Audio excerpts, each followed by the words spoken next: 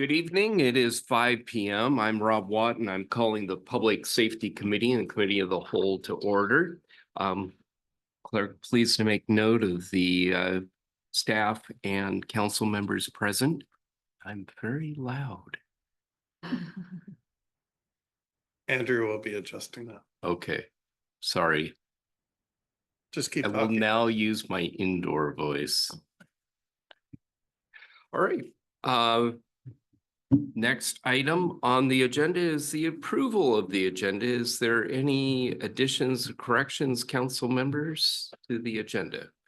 Hearing none, we will accept the agenda as presented. We now open up public comments. If you happen to be in the room here, council chambers, you are welcome to come forward. I do not see anyone here. If you're online listening, you can always send your comments into the city clerk, and we will make sure that those are addressed. So with that, I will close the public comments section of tonight's meeting. And next, we'll move on to minutes. The approval of the minutes dated August 19th, 2024. Council members. So moved. Any changes to? No changes. No changes? All right, the minutes will stand as presented. Thank you very much. Now we move on to agenda bills. And this is an exciting night with lots of things going on. The first one is AB 24-091 local agreement for hazardous materials response. Chief Bailey, would you like to share with us? Hazmat sounds so exciting. Yes. So the interlocal agreement is for the East Side Hazardous Materials Response Team. And what that is that's a consortium that the fire department's been part of since 2004, I believe. And it's a group of the most of the departments in Zone 1, which is the departments that are north of I-90. And because hazmat is such an infrequent, low frequency, high risk events, it makes sense to be part of a bigger team. We don't have a very high incidence of hazardous material responses in the city, or ones that would require a technician. So for the department, it makes sense to be part of that team. All of our members are currently trained to the operation level, which allows them to identify, deny entry, call for more resources, and do some basic diking and damming, some defensive operations if needed. But to do anything more, you would need technician or specialist level, and we just don't have the training or the funds to do that. So that's what the East Side Hazardous Consortium would provide to us. And so the original ILA was created in 2004. It's governed by, or it's managed, I guess, by Bellevue Fire Department. They're the ones that are the holder of it and do all the financials and record keeping for it. And so they thought it was time to update the ILA to how they're doing business. As a member of the ILA previously, I do have a seat on the board, as do all the other fire departments. So this is something that we've been working on for a year or two. This has been passed through our legal team they provided some, David provided some suggestions early on in the process last year that was incorporated into the document. And so really, this is just the the approval of this document saying that we're going to continue to move forward as an ILA member. I think you can see from the documents there, it talks about our budget, the budget impacts. This is something that we budget for. Our costs are relatively minor. It's approximately 2,100 annually. It goes up and down a little bit because it's based on our assessed value and our total call volume here in the city. So this is just bringing part of the documentation is there was a copy of the ILA in your packet. So this is just bringing that forward to the group to get that passed for going forward, and then the budget costs. So if there's any questions? Council members, any questions? No. All right, with that, thank you very much. We'll move that on to consent agenda. Is that correct? Sounds okay. Good. All right. Thank you, Chief. Well, next, I believe it is Mr. Boutte. It is the mayor's proposed 2025-2026 biennial budget department presentations that we've been waiting for. That is correct. And good afternoon, council. Happy to be here today at the Public Safety Committee meeting. Just to give some background, we've had about 3 sessions at this point with council regarding the 25-26 biennial budget, and it's the mayor's proposed budget. What we have before you right now is an updated budget book. So within the front cover of your budget book, you're going to have a special slide in basically overall that will share what those changes were between the previous budget book and what the new one is overall, just to give you a heads up of what that kind of looks like overall when it comes to the financial picture moving forward. So feel free to kind of review that. In terms of some of the next steps, we're going to be coming back to you on the 23rd of September to have a budget roundtable at that date, on that date. In essence, to follow up on questions that may be asked during the committee session. In addition to that, we're hoping that by the end of the 23rd, we'll have a sense of the direction that council may want to go, what kind of changes, additions, or subtractions you may want to make to the budget, so that we can prepare for really a financial analysis, come back on September the 30th and have that kind of discussion regarding that budget at that time with those potential impacts in place and known kind of at that stage. Our ultimate goal is for an adoption by October the 3rd. And we're moving pretty decently towards that goal, I think, overall. So with that said, tonight is the department presentations. I just want to thank both of the chiefs for their hard work in producing these presentations. They're going to probably have about 10 minutes worth of presentation for you tonight, and then they're happy to answer questions. Some may have more than that. So, but without further ado, we're going to call up Mike first for the first presentation.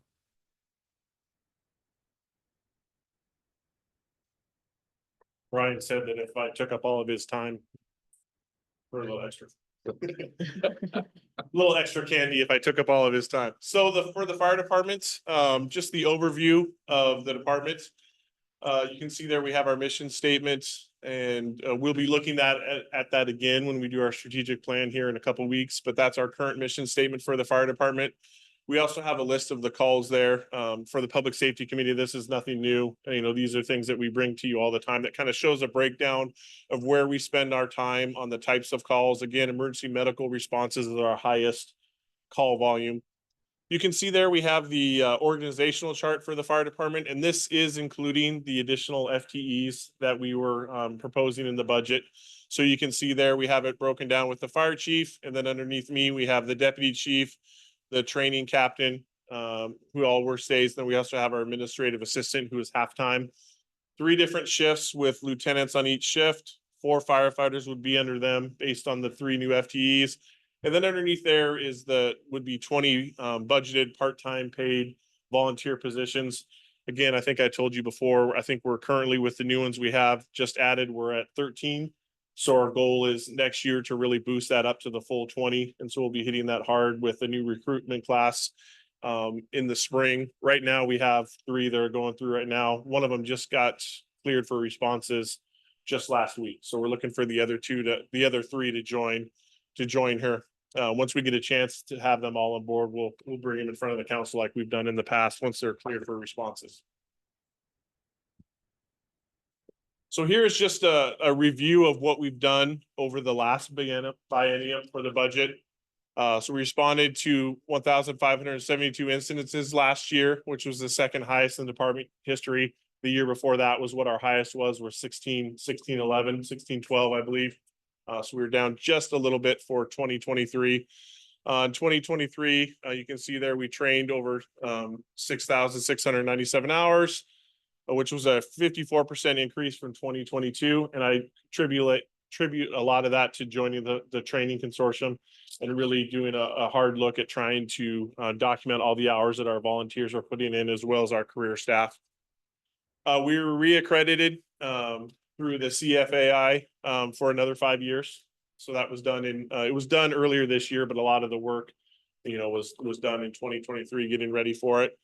We re-signed our contract with Echo Glen for services. We provide fire and EMS services to them, and that's good for, I believe that's into 2025 when that's up for renewal again. We finished our WSRB rating, the Washington State Ratings Bureau, for our classification, for our insurance classification. If you remember, it's done every 5 years. It's part of what insurance uses it's kind of a rating of the fire department as to how we're doing, but it's also used by the insurance companies and how they determine the rates for the city. We are solidly at a 4. It's a 1 through 9 system. I think there's only one or two ones in the state, which is, I believe, Bellevue and maybe Seattle, or maybe it's Spokane in Seattle. But for the fire department, we're solidly on a 4. The way that we've looked at it, I don't think we can get to a 3 unless we really change our service levels. But then at the same time, I don't see us falling backwards out of the 4 again, unless we drastically had to change our service levels and reduce the department. So we're solidly in a 4, and we'll continue. We'll look at some of the ones that we can kind of pick off on that as we go through the year, but that's kind of where we're sitting on that. We're going forward with creating a new strategic plan. It's part of we're going to finish it by 2024. So I included it here. It should be brought to the council early December, October. We're going to have the meetings again. We hired and trained 5 firefighters to fill vacancies over the last 2 years. And we also created a new marking and tracking system for hydrants. Probably seen those around the city, the green ones around that's part of the WSRB and our accreditation is to have those on there.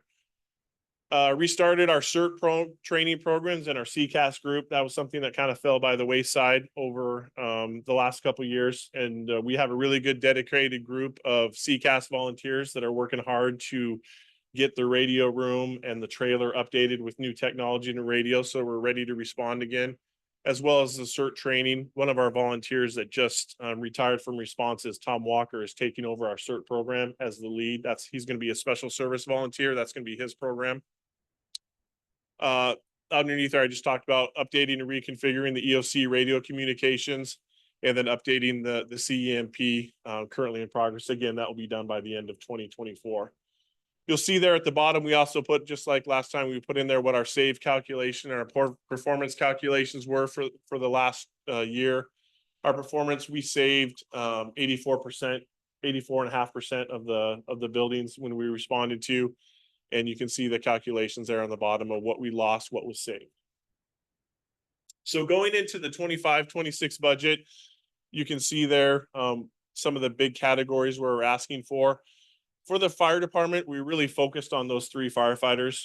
I didn't do a lot of changes knowing that was a big lift to ask for those 3 positions. And we knew that was a lot going in. So most of the things that we asked for with the new budget were related to those firefighters for the most part.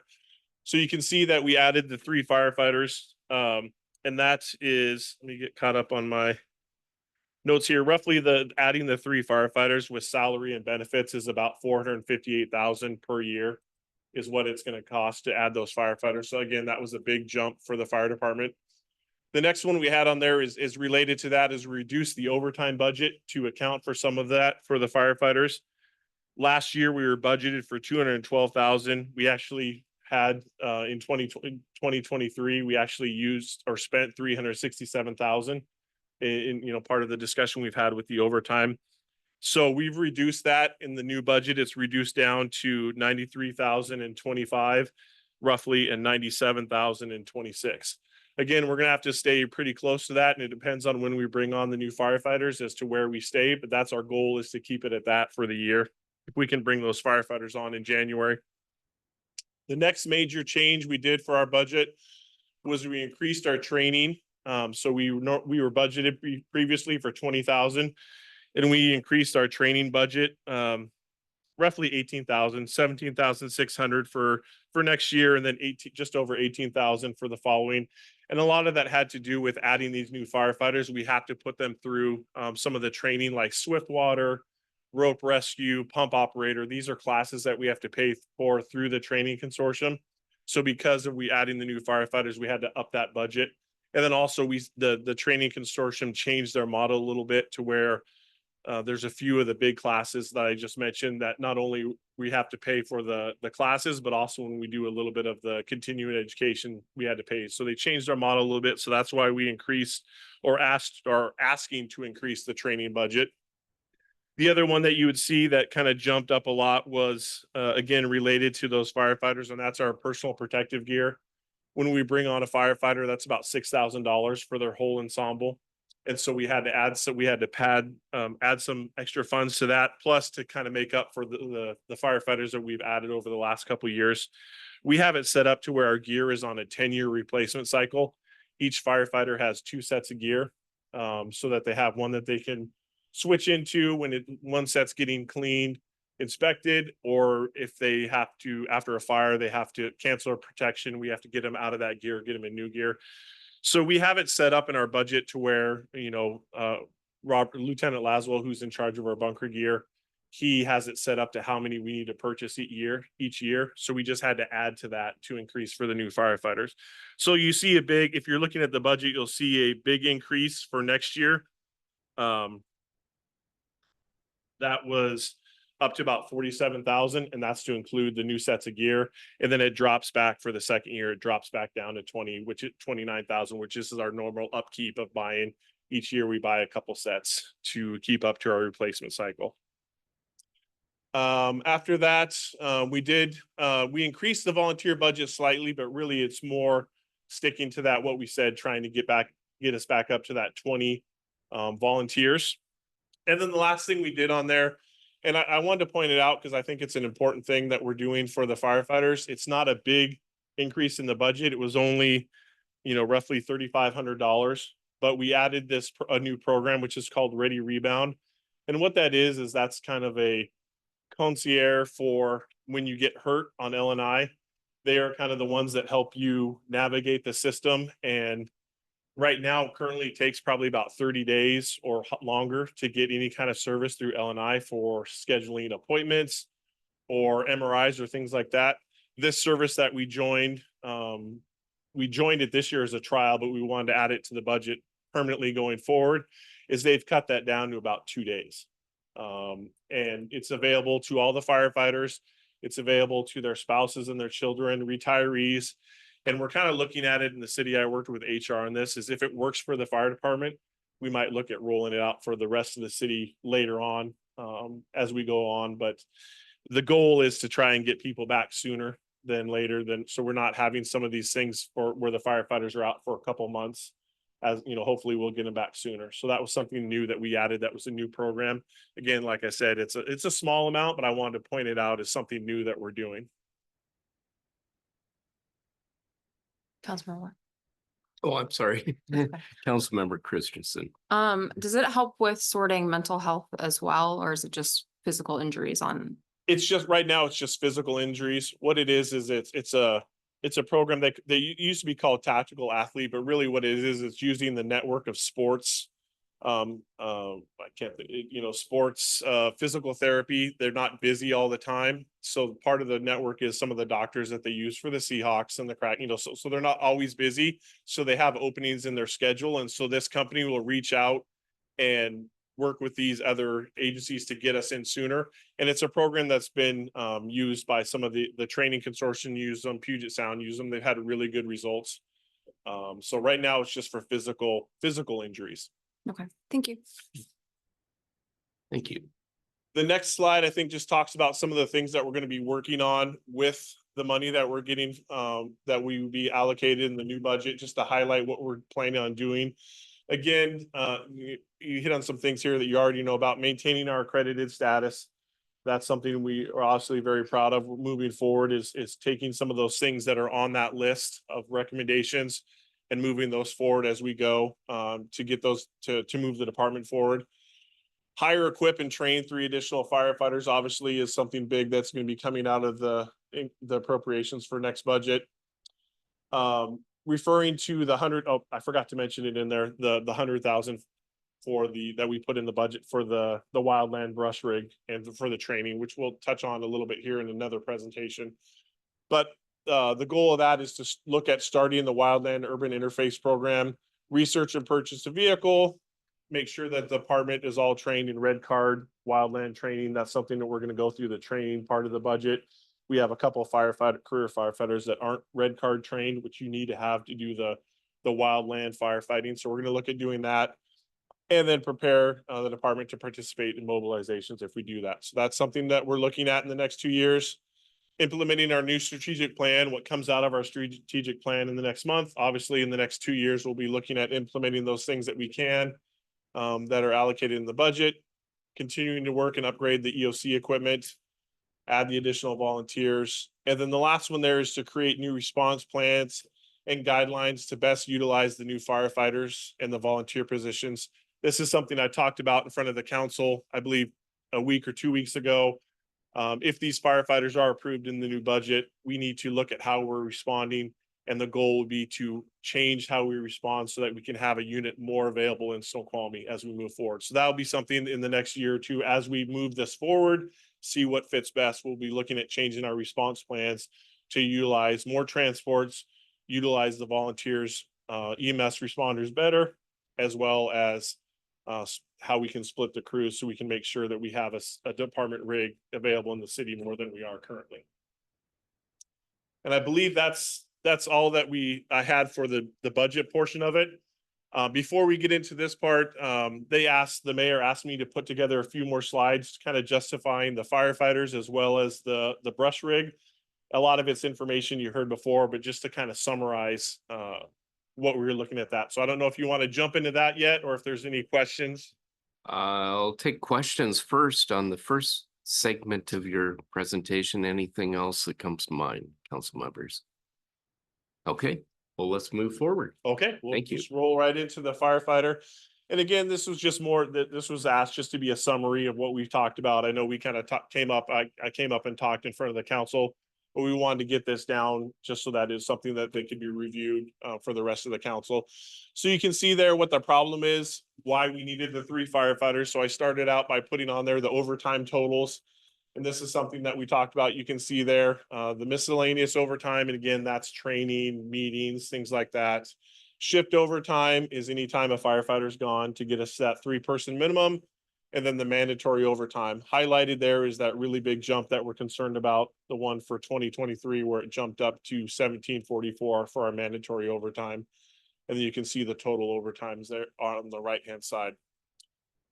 So just to summarize again, the effect of the increased overtime, obviously the cost, like I mentioned, we were budgeted for 212, and I think we settled on 367 for 2023, and it hasn't gotten much better for 24. We're not to the end of 24 yet, but you can see that it's going to come in about the same, maybe a little bit less, because we haven't had as many firefighters out this year. But again, it's going to be way over budget from where we started at. The other effects of the increased overtime, obviously, is the mental health, the burnout of the firefighters. They're working way too many hours. And that takes a toll away from their families as well. It takes a toll on the firefighters. They need some time to some downtime in between their shifts. The home work-life balance, the mandatory overtime, it's pulling them in way too much from home. They're working too many hours. Retention, we've lost a lot of firefighters in the last 2 years where they've gone to other departments, less hours, more pay, and a lot of that was due on the extra hours that we're working. And then safety, it's just having them be working 3 days in a row. It just it's just we have the firefighters that they're not sleeping at night, and they're up for 24, 48 hours at a time because of the increased calls and having to work. So those are all some of the effects of the increased overtime. And then just to highlight again, the reason why we have so much mandatory overtime is we currently have a 3-person minimum for staffing. And so anytime we fall below that, whether it's for a vacancy because we're short firefighters from our 12 FTEs, or somebody calls in sick or something like that, we've dropped below that 3, we have to hire back overtime. We can put it out for overtime. If they voluntarily take it, that's where you get a lot of that shift overtime on that graph. If nobody voluntarily takes it, we can do our shared staffing, which is going out to our neighbors, seeing if they have anybody available, but a lot of them have the same staffing issues that we are. So we're not getting a lot of shared staffing overtime. So then it goes mandatory to our firefighters or officers to cover. And when it's mandatory, they don't have a choice. I basically say I need these shifts covered, and it's up to them to figure out how they're going to cover it. But what that means is it could mean canceled time off. It could be canceled vacations. It could be, hey, you just worked two shifts, 48 hours. You thought you were going home at 8 o'clock in the morning. Guess what? Somebody called in sick. You're staying for another 24 hours. So that's all the things that mandatory means. Again, forced to work, cancel time off, affects your family, and again, the mental strain on the firefighters. You know, after working 2 days and then you're told you gotta stay for another day, it's just not healthy for them. Okay, next slide. So what the solution to this for adding the 3 additional FTEs is that it's funded through the decrease in the overtime budget, as well as assuming the 5% vacancy rate that Drew talked about that we went over. So that's how they're looking at funding the positions. And really what it's going to do is it's provide for 5 personnel on shift, each shift. So that'd be 1 officer and 4 firefighters. Granted, the majority of the time, the daily staffing is still going to be at 4, just because of the contractual days off we have to give the firefighters. There may be, you know, 1 or 2 times a month where we have 5, but it's not going to happen very often just because of their days off. So really what that does is provides us 1 additional firefighter above the minimum, which we can use to cover all the overtime. So if somebody does call in sick, we do have a vacancy. We're not going to be dropping below 3. We'll just be going down from 4 to 3. It also gives us some flexibility to where, say, for example, 1 shift might lose 2 people. Maybe they decide to go to another department. Maybe they have a long-term injury. I can slide 1 firefighter from, say, C shift to A shift to help balance it out. So that's what all the adding the 1 per shift is going to do for us to give us that 5. Some additional benefits of having the 5 firefighters on shift now is that it gives us the ability to split crews when transporting. So if we have 4 on, which is going to be most of the time, 2 can transport and then 2 can stay behind in the city.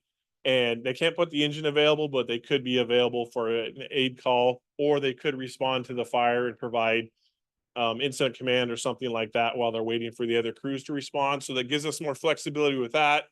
And then if we have 5 on, which is basically augmenting with volunteers, whether it's 1 or 2 volunteers, and that means we could have both the engine and the aid car available at times. So the aid car could transport with 1 career or 1 or 2 volunteers, again, leaving the engine available in the city. If we had 5 on, then we only sent 1 career away, then we'd be able to have the engine stay in the city with 3, and then that would give us currently what we have right now. So that'd be an added benefit of the 3 firefighters, is it's going to increase the availability of the units here in the city for those subsequent calls when the first unit's outside the city. I believe that's all that I kind of summarized for the 3 FTE positions. Was there any additional questions on the firefighters? Can we come back to that in a Yep. moment? Let's get to the brush. Okay, truck, if we we'll may. run through the brush truck one here quick. So I wanted to provide some examples of what we were talking about, what a type 6 vehicle is. So this is some pictures of some currently available ones. Again, with 100,000, we're not going to be going out there and buying one that's 2 or 3 years old. We're looking at something in the mid 2000s. So there's some examples there. You can see there the current costs, you know, for a 2000 F50, 50,000 miles, that top left-hand corner, you can see the other ones, but really we're looking at buying something that's a pickup front and then has the tank and the pump on the back. So there's just some examples of what we currently could get. So what we're looking at for basic needs or requirements of this vehicle is we'd want something that'd be a 450 or higher. So we'd want a heavy duty vehicle. It would need to be 4-wheel drive. We'd want to have a towing package and a cab configuration for a minimum of 3 personnel. So it can't just be a single cab. It has to be some kind of a crew cab or extended cab so that you can have 3 personnel inside of it. We'd look for something that's less than 100,000 miles. In my research, we should be able to find something easily in the 40, 50, 60,000 range. We'd want to have an onboard water tank and a pump and roll capability, which basically means that the pump is separate from the engine, which all these vehicles would have, so that the pump would be running while the vehicle could move at the same time. And then the last thing we'd want to look for is something with onboard storage space, just like you see in some of these pictures. Not only is it a cab with the pump and the tank, but it would also have storage for equipment on the outside of the rig. Next slide there. Some of the benefits of having a wildland response vehicle. First of all, obviously we'd be able to use it for brush responses here in the city. The next is that using a pickup style, this type 6 is going to be more nimble and can reach areas inaccessible to larger vehicles. As I talked about previously, taking our $1 million fire engine out on some of these roads, some of these back roads is not a good idea. Wear and tear. Also, I believe it was 2 years ago, we had a fire out on Tokel. The engine was, because of the tight space and trying to get where they needed to, it ended up going in the ditch. We had to have it get towed out of the ditch. Having something that's not only less expensive, but also smaller, that can navigate some of these roads, some of the retention ponds here in the city, some of the back alleys, we'd be able to use that instead of our big, huge apparatus. The other benefit, it would be cross-staffed with the engine and the A car and would just be utilizing the on-duty crew. So we would add it to the responses for the city. So if a brush fire came in, instead of taking our big engine, they would just hop in the smaller pickup truck and take that out, whether it's a response around the city, some of the neighboring agencies, or within the city, we'd be able to use that instead of the big fire engine. Quick response, I believe, Mr. Chambliss mentioned earlier, having those fires, a lot of times with those brush fires, the sooner you can get on them, they go quick. And the sooner we can get somebody on there with the hose and the equipment to put it out, the better it's going to be. Right now, we currently would have to wait. I believe the closest unit, there is one at Station 87 in North Bend, but after that, you're looking at Fall City, and then probably Redmond is the next available one. So having those 10, 15 minutes, you have to wait for one of these rigs to show up, where we can't get in there with our current equipment. That's just more that the fire is going to be able to grow on us and get into some of the brush, especially if it's a wind-driven fire. So if we can have one of our own that can get there quicker, we'll be able to hopefully get some water on the fire sooner. The last thing there is just more efficient hose lays, and that really just refers to with the brush truck, we'd be able to have a lot more hose on it than we do currently on our engine right now. On our response engine for structural response, we just have a backpack that has a minimal amount of hose, basically one hose line. We'd be able to have more hose that we'd be able to deploy out. I talked about before about if we had to respond to a fire with our big engine, we might have to park on the street, stretch our 2.5 hose off, 500-600 feet off into the woods, and then branch off our wildland hose. If we had the brush truck, not only would we maybe be able to get closer, but we'd be able to use that wildland hose. And just an example of that would be, I looked at, 500 feet of hose, what it would take for 200 feet, what it would be for the weight and the water of 500 feet of the 2.5, our normal firefighting hose. And you're looking at about 270 pounds dry that the firefighters would have to carry out there, as well as it'd be about almost 1,300 pounds wet with water in it. If we're using wildland hose, which is 1-inch hose, we're looking at 150 pounds and about 800 pounds when it's wet. So not only is it going to be easier to maneuver, easier to get out there, it's going to be less strain on our firefighters to be able to haul that around. And that's why they use it for the brush, is because you can haul it through the woods a lot better than that 2.5 attack hose. Some other things that we could use with inclement weather. I mentioned, obviously, it would be a 4-wheel drive vehicle. Not only would it need that for getting into some of the wooded areas, but it could also be used when it's snow in the city. Another vehicle that could be used to get around. And also, because we are going to be having a heavy duty vehicle, it could be, depending on what we're looking at, we could look for something that we maybe could attach a plow to. The way it currently works with the city, they do a great job of they do a great job of clearing the roads, but sometimes it takes longer to get to some of the side streets. And there have been times where we've had to call the Public Works Department to plow in front of us so we can get into some of those areas. So if we get a call for medical, some of those side streets, we'd have to call them up. They'd have to abandon what they're doing and then plow ahead of us so we can get in. And some of the times when we've had some of those big snowfalls, once you get off the main street, I'm sure you guys have all experienced it, you're going through tracks a foot or two, of snow.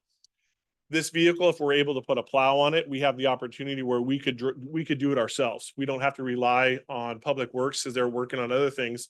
We could drive that rig in front of the aid car or in front of the fire engine, and that would help clear the road to some of those side streets that Public Works hasn't got to. So that's just another added benefit of how we could use this vehicle besides just wildland responses. Some other benefits, training and experience, having our own vehicle, being able to respond to other responses in the region around Snoqualmie. It just gives our crews more valuable experience. The more, if we have our own vehicle, they'll be able to go on more of these fires. They're going to be able to bring back that experience to the city and help protect the city better. Having our own equipment, and it also would allow us to train on our own vehicle. Currently, right now, a lot of the training they do is either with the small one backpack that we have or with the, with our neighbors. And so we want to make sure that we have the ability to train. And then the last one up there is accreditation. As I mentioned before, that was part of our recommendations from our accreditation, this reaccreditation, is that we look at starting some kind of wildland urban interface program. We would need to have a vehicle to really jumpstart that program. Believe that's the last one. Just hit these real quick. The equipment, I already talked about that, being able to have more specialized equipment, and it gives us another vehicle in the city that we could use for towing, whether it's the boat or the CCAS trailer. And then the last part there was just talking about how I mentioned dipping our toe into the program. Although $100,000 is a lot of money, when you were looking at buying a brand new vehicle, 300,000-400,000, it's a drop in the bucket. So it gives us a chance really to kind of prove buy something used, get something that can get us started, and then see for the next 2 years how it works. And if we want to invest more in it in the future, this isn't something that we're recommending to be placed on the replacement cycle for the city, for the equipment replacement fund. It's not going to be on that. It's really just a chance to get us started and to see how it goes, and if we want to improve and add to the program in the future. And by improving this money in the budget, it gives us the flexibility of looking for the right vehicle, as opposed to having to come back to the council saying, hey, we found a vehicle, we need this money appropriated.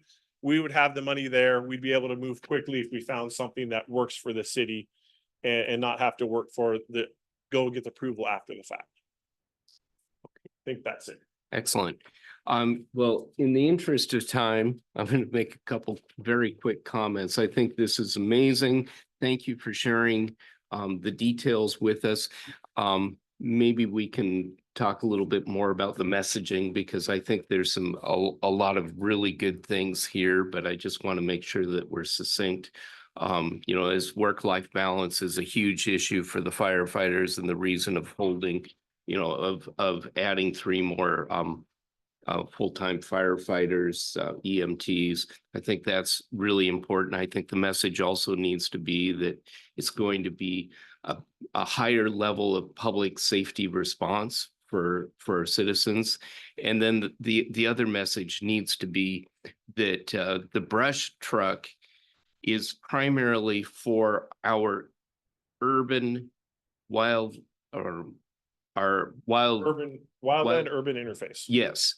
And that it's the response within the city. I think we need to be highly focused on the benefits back to our taxpayers in being flexible and responding. I'd love to know a little bit more. If you could, we've got these retention ponds around. If you have a pump that you can drop in the water in those ponds to pull from them if need be.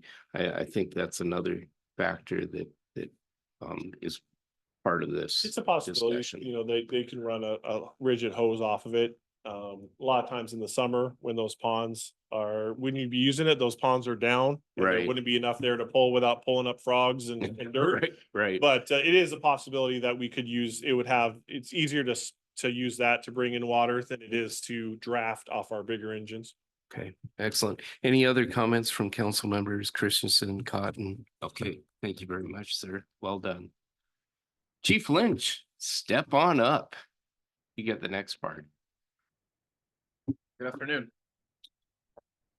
So I would like to do what I do best, and that's talk about my police department. So this first page makes me pretty proud. The mission of the Snoqualmie Police Department is not just something that we hang on a wall in 2 different places in our department. This is something that each and every employee lives it. The Snoqualmie Police Department's committed to service, professionalism, teamwork, and making a positive impact at every opportunity. And that one sentence there is what drives us to do what we do on a daily basis. So the response to calls for service, that's our major function.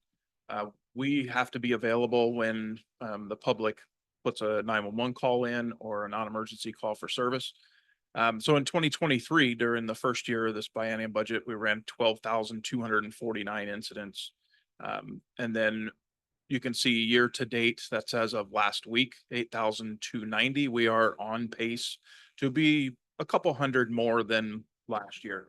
And when you look at the numbers, the amazing thing about that is we are going to be higher with actually less deployed bodies on the road than the previous year. So those numbers are indicative of the proactive approach that our patrol officers that are on the road are taking in their policing.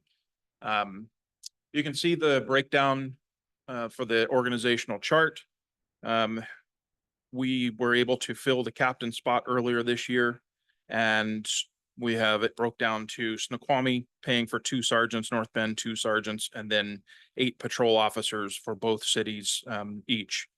And then, of course, the mental health professional, the police support officer, which does our court transports and helps with the community-oriented policing programs.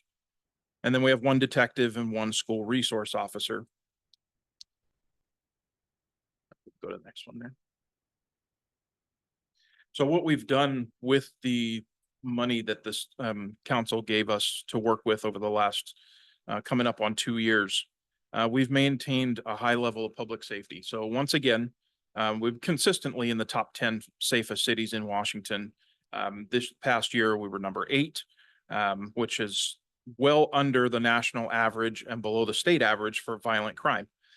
I don't think that that is an accident. I think that that is indicative of the no call too small theory and the fact that we are out there at all hours of the night looking for opportunities to make contacts to keep our neighborhoods safe. That's not something that every department does. Police departments are not created equal, and I'm very proud of the fact that we have the no call too small, where we do not cancel calls. If we think that it is a silly call, we're still going, and we are going to make contact, and we're going to figure out what's going on, what we can do. I think that in itself, for the first 2 points on that slide, that's the reason why. We've hired 11 officers. That is by far a lot. I mean, it has brought down the average age in our department pretty drastically. So I've got kids that, look like kids, but they're 22, 23. But they're going to be here for a long time, hopefully. So like I said, we did hire the captain. We established an administrative sergeant back in March. And then that position was a converted detective spot from the previous biennium. So in January of 2023, we had the funding and the ability to turn that detective spot into a administrative sergeant spot, but due to staffing, it took until March of 2024 to actually get that done and be able to promote additional sergeants and have somebody moved into that spot. Maintained a level of service with reduced staffing levels. And like we've said, and it was our goal all along that the public never sees the fact that we are below staffing levels, that our service level always remains the same. And I think we've done a pretty good job of that. The mental health professional at the beginning of this biennium, Stephanie Butler had only been employed with us for about 4 months. And she has created over the last year and a half a robust mental health professional program within our department, and has been integral in starting the peer support group and getting our officers trained in the 40-hour CIT, which the crisis intervention team training. We've opened up the North Bend Annex at the outlet mall, becoming more visible in that area where it's historically a high incident number coming in. Like I said, we did create the peer support team, and through all of this, we've maintained our budget integrity. As of the beginning of this month, we are right where we should be with our budget. So I don't have any worries moving into the last 3 months of the year.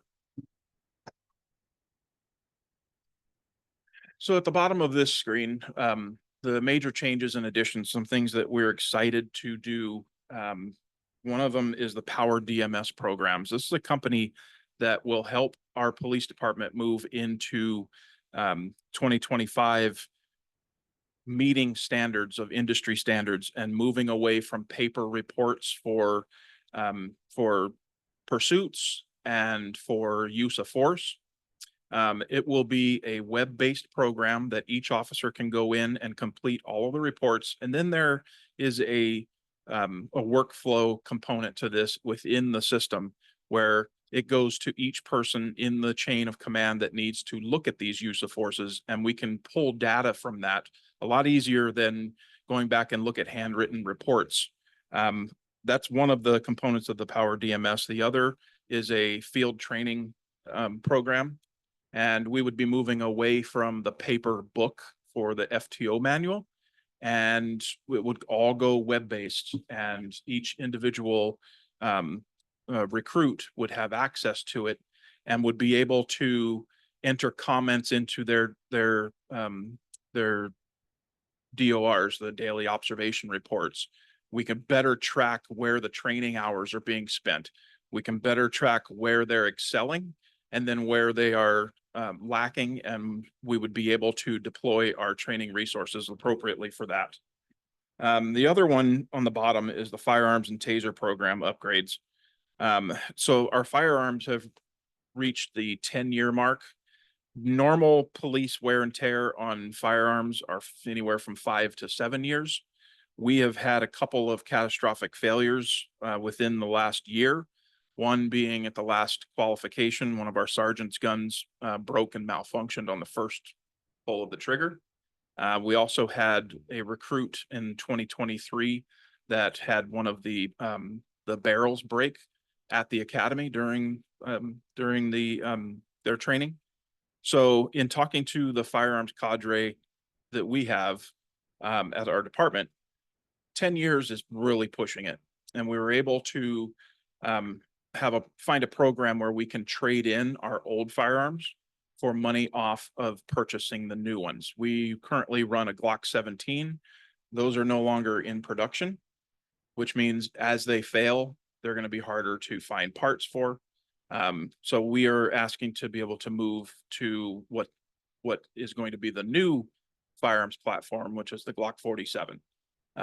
This is a one-time in this biennium outlay for the firearms purchase. And you can see on here the tasers as well. So we have ancient tasers. We are, for the most part, using the X2 tasers. By the end of this year, those are no longer going to be supported by Axon, which means they're going to go away. We can't buy new parts. We can't send them back when they fail because they will no longer work on them.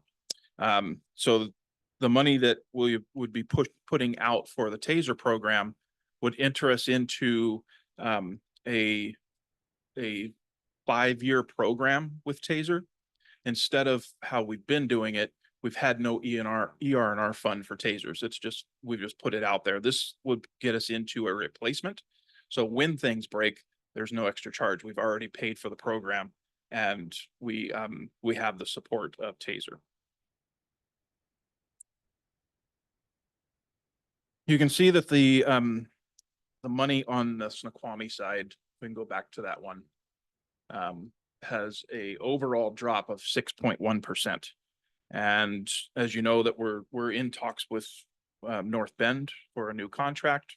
And these numbers are indicative of what we are anticipating or asking for from North Bend. So they are not set in stone, but this is kind of where we are working with right now. On the next page, you can see the North Bend has the increases that we've asked for that are input into that calculation.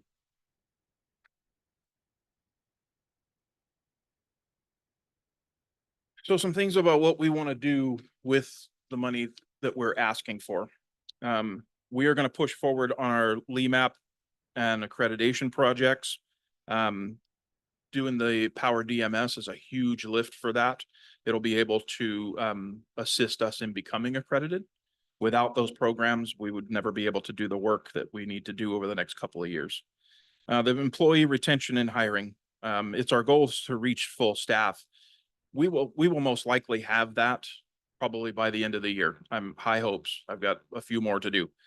But once we get them, then it's really going to be about development of those officers and keeping them here and retaining them. We will be able to do that by taking the young officers and training them for leadership opportunities in the future and building a succession plan where people want to be here.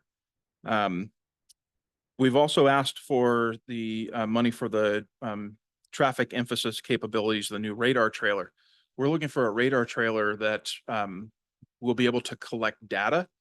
Right now, if we have a neighborhood that calls and says they want the radar trailer out there, we put it out there, but it's not saving any of the speeds. It's not showing how many cars are coming through. We're looking to upgrade and have that data to where we can deploy resources smartly and educate the public with the data that we get from that. And then the expansion of the co-responder program, the state requires that 40% of our officers complete the 40-hour crisis intervention training. We are at that, and if not above right now. My goal is by the end of these 2 years for the next biennium, we're at 100%, that all of our officers will go through this training. The LPRs, the license plate readers, I know I've been before this body in the past to discuss this. This is something that we are in hopes that we can get support from the council and the administration moving forward into the next 2 years. The money that is set aside for the flock cameras, that was a full meal deal with them coming out and doing everything. I want to have that money available when the time comes to be able to get into the LPR game and have those cameras out there to assist us in solving crimes. We're also asking for the entry shields for the critical incident tactical equipment. I want to put an entry shield with a light and a viewport, which we do not have right now in each of the sergeant's vehicles. That would be 4 purchased. Right now, we have one that is close to 100 pounds. It is old, it doesn't have a light, and there's no way to look through it. So you got to peek your head around it. Purchase of those would be a lot safer for any entry into a incident that needs us to go right now. The investment in the community events, the last 2 years, we have put on a heck of a party for National Night Out.